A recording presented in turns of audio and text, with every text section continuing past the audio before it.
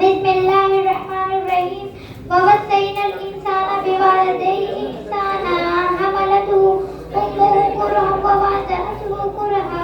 اور اللہ تعالیٰ اپنے پاک کلام میں فرماتے ہیں اور ہم نے انسان کو اپنے والدین کے ساتھ بھلائی کا حکم کیا. اس کی ماں نے زمانے حمل میں تکلیف و مشقت کے ساتھ حمل کا بوجھ اٹھایا اور ولادت کے وقت میں جان نکلنے کی تکلیف کے ساتھ جنا ہے. میرے قرآن مقدس میں اللہ رب العزت نے کئی جگہ اپنی عبادت اور اپنے حق کے ساتھ والدین کا حق کا بھی ذکر فرمایا ہے. اور جہاں مالک اعظم زمان خالق کائنات نے اپنی عبادت کی میرے پاس سینڈ کر دیجیے نا. سادہ پکوان اور رواداری کی بھی تاکید فرمائی ہے. صحیح فرمایا ووصینا الانسان بوالدیہ میں خود لاؤں گا.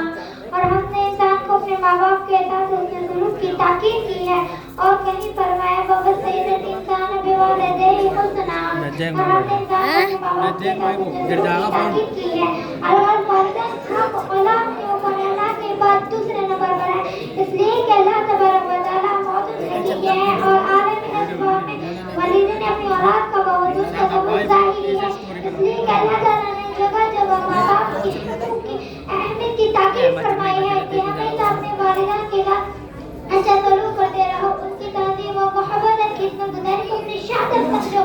جناب رسول پاک صلی اللہ علیہ وسلم نے حدیث میں ارشاد فرمایا کہ ایک نوجوان صاحب بہت ہی عبادت گزار تھے. نماز روزہ صدقہ خیرات اور بھلائی کے کاموں میں سب سے آگے رہتے تھے. ان کے گھر میں ان کی بیوی اور ماں کے درمیان اختلاف اور انبن رہتی تھی. وہ بیوی کی بات میں آ کر ماں کے اوپر بیوی کی بات کو ترجیح دیتے تھے جس کے نتیجے میں ماں ان سے بہت زیادہ خفا رہتی تھی. اتفاق نوجوان کا موت کا وقت آیا تو ان سے کلمہ نہیں پڑھا جاتا تھا. تو ان کی بیوی نے حضور صلی اللہ علیہ وسلم کے پاس یہ کہا بیزت کہ میرے شوہر نادا کی حالت میں ہے, چاہتی ہوں کہ آپ کو بتا دوں. تو حضور صلی اللہ علیہ وسلم تشریف لائے. حضور صلی اللہ علیہ وسلم نے لوگوں سے معلوم کیا کہ ان کے والدہ زندہ ہے. لوگوں نے کہا جی ہاں. تو حضور صلی اللہ علیہ وسلم نے والدہ کو بلایا اور ان سے کہا کہ اپنے بیٹے کو معاف کر دو. والدہ نے جواب کہا نہیں, میں انہیں معاف نہیں کروں گی, انہوں نے بہت ہی دل دکھایا ہے. تو حضور صلی اللہ علیہ وسلم نے لکڑیاں جمع کرنے کا حکم دیا. آگ لگا دی گئی. پھر ماں سے پوچھا کہ کہیے اگر ہم تمہارے اس بیٹے کو اس آگ میں جلا دیتے ہیں تو تم بچانے کی سفارش کرو گی؟ ماں نے کہا جی ہاں. تو حضور صلی اللہ علیہ وسلم نے کہا کہ جہنم کی آگ اس سے کہے زیادہ سخت ہے.